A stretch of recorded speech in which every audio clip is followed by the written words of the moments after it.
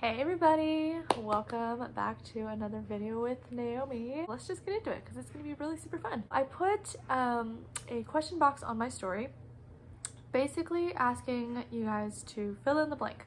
So I said tell me of a story when or tell me of a moment when, and then you guys got to fill in the blanks. So I'm going to answer those today. Start with a fun one. I really like this one. It says tell me a story of when you felt the most joy in your job. I've had so many moments where I feel a lot of joy in my job. I decorate our classroom, and when I put our themed books out and our decorations on the whiteboard and stuff like that and get ready for a new week, and then the kids come in and they're like, oh, I love this. So I have a couple kids who will come in and just notice right off the bat what our new theme is. So they'll just be like, Miss Naomi, I love this. And I'm like, oh, thank you. So they'll come up to me at the most random moments and just give me hugs, or be like, oh, I love you. And I'm like, oh, me too, me too. So yeah, that makes me really joyful. The moment when your students made your heart melt. Again, there's so many moments. I can't name just one. Okay, we'll name this one because it happens the most frequently. I have a blue carpet that we sit on when we read our books. And so I tell the kids that if they want to read books, they have to stay on the blue carpet. Girls, she was sitting on the blue carpet. She had brought her books over to where I was sitting, and I was like, oh, you have to be on the blue carpet with your books. And she was like, but I just want to sit with you. And I was like, oh, okay. And so then I went over to the blue carpet and sat with her, and she squeezed herself into my lap and looked up at me like this. And I was like, what are you doing? And she was like, I love sitting in your lap. You're warm. So I was like, oh, okay. So that made my heart melt. I was like, oh, she just wants to be with me, but also I make her feel warm. So yeah. Story of when you laughed the hardest. Oh boy. One of my girls came in wearing a dress, and she didn't have any leggings on. She didn't have any like shorts on or anything, and which it was fine. But I constantly had to be reminding her to sit like a lady. So I don't know if it's the way I said it. At one moment I was like, hey, you need to sit like a lady, put your dress down.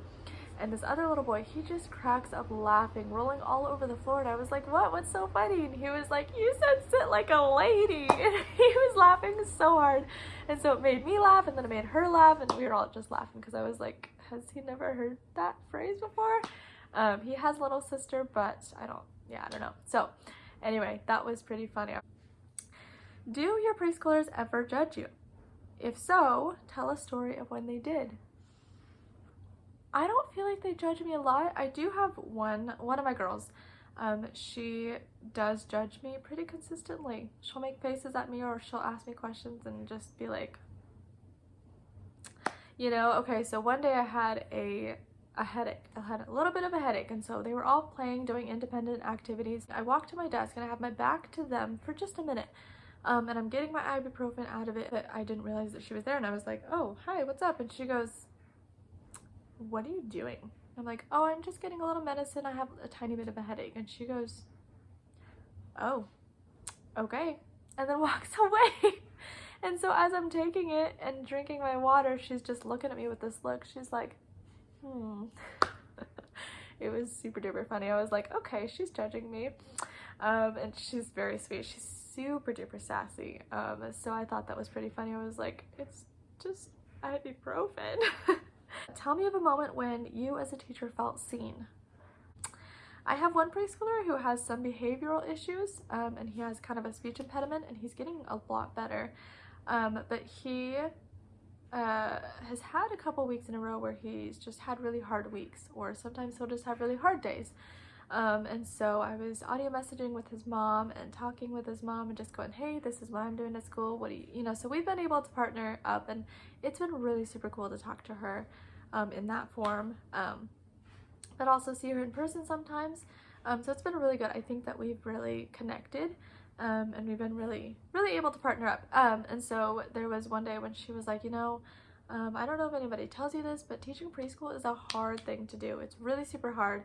And I think people underestimate the job of teaching little kids, or even just babysitting little kids, or working in a daycare. So I feel like you just need to know that you're doing a great job. Like, I don't know what you're doing in your classroom. I don't know what you do every day, but I think you're doing a great job, and I think that you're doing a great job handling the situations with my son.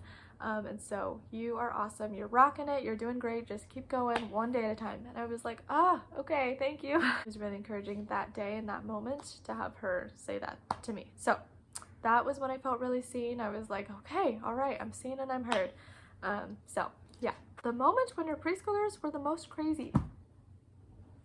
We've had a lot of crazy moments.